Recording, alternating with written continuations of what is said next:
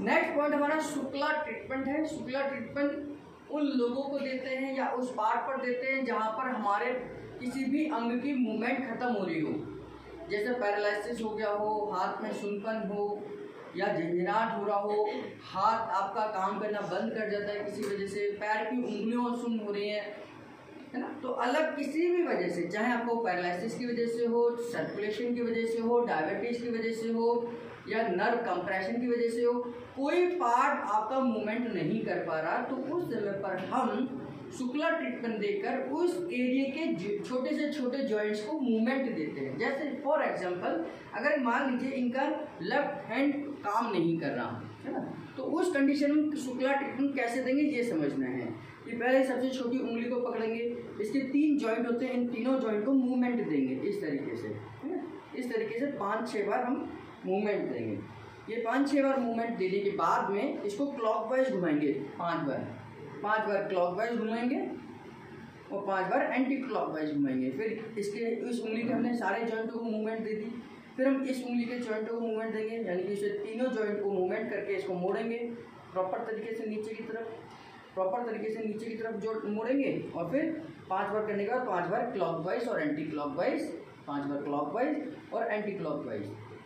फिर इस उंगली को करेंगे इसी तरीके से, हर उंगली को, इस उंगली को करेंगे, इस उंगली को करेंगे, अंगूठे को करेंगे, ठीक है। अब इनके बाद में ये तो जॉइंट कंप्लीट कर दिए, फिर इसके बाद में कौन सा जॉइंट आता है, यहाँ से इस जॉइंट के बाद में ये जॉइंट आता है। तो अब इस तरीके से हाथ को पकड़ना है, ग्रिप लेकर हथेली को पकड़ना है। तो यहाँ से पहले क्लॉकवाइज करेंगे 5 बार, फिर एंटी क्लॉकवाइज करेंगे, ऊपर नीचे करेंगे, दाएं बाएं करेंगे, यानी कि इनके पूरे हाथ के पूरे जॉइंटों की मूवमेंट होनी चाहिए। अब इसके बाद कौन सा जॉइंट आएगा, तो ये जॉइंट आएगा। तो हाथ को आपने पकड़ना है इस तरीके से, यहाँ सपोर्ट देना है और ऊपर नीचे, ऊपर नीचे, ऊपर नीचे, ऊपर नीचे 5 बार करेंगे। इसके बाद कौन सा जॉइंट आता है, तो ये कंधे वाला जॉइंट आता है। तो कंधे के जॉइंट की भी हम 5 बार क्लॉकवाइज करेंगे और 5 बार एंटी क्लॉकवाइज करेंगे, पीछे की तरफ करेंगे, है ना।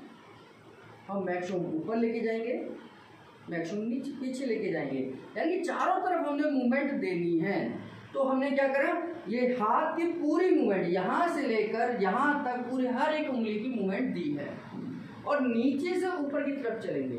अगर हम पैर में भी दे रहे हैं तो पैर के उंगलियों को पहले मूवमेंट देंगे क्लॉकवाइज एंटी क्लॉकवाइज, फिर पंजे को करेंगे, फिर घुटने को करेंगे, फिर थाई कवर को करेंगे, हिप जॉइंट को करेंगे।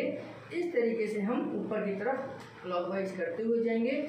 अगर एक हाथ में दिक्कत है तो एक हाथ में करेंगे, दोनों में दिक्कत है तो दोनों हाथों में करेंगे, दोनों पैरों में दिक्कत है तो दोनों में करेंगे, कमर में दिक्कत है तो क्लॉकवाइज सुधाकर के तौर पर, यानी कि स्पाइनल क्लॉकवाइज कर ऑर्गन क्लियरेंस करेंगे।